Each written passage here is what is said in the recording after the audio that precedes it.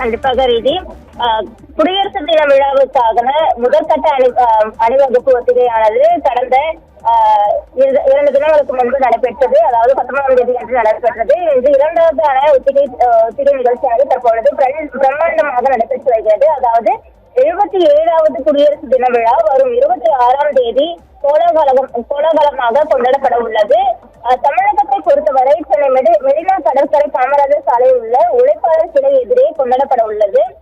அன்றைய தினம் ஆளுநர் RN ரவி தேசிய கொடியை ஏற்ற உள்ளார். இந்த நிகழ்ச்சியில் கலாச்சாரம் மற்றும் பாரம்பரியத்தை பறைசாற்றும் விதமாக அணிவகுப்பு நடைபெறும். மேலும் இதற்கான அணிவகுப்பு ஒத்திகை நடத்தப்பட்டு வருகிறது. அதன்படி இந்த மாதம் 19ஆம் தேதி அன்று முதல் ஒத்திகையானது நடைபெற்று முடிந்தது. தொடர்ந்து இன்று 2வது ஒத்திகையானது நடைபெற்று வருகிறது.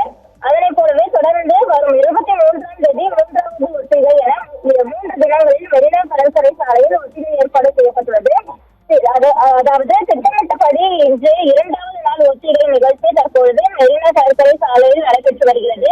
குறிப்பாக ஆளுநர் மற்றும் முதலமைச்சர் வருவது போல் ஒத்திகைகள் மற்றும் முப்படை வீரர்கள், காவல்துறையினர், மத்திய தொழில் பாதுகாப்பு படையினர், தீயணைப்பு வீரர்கள், தேசிய மாணவர் படையினர் மற்றும் பள்ளி கல்லூரி மாணவர்கள் அணிவகுப்பு மற்றும் கலை நிகழ்ச்சிகள் ஒத்திகையானது நடைபெற்று வருகிறது.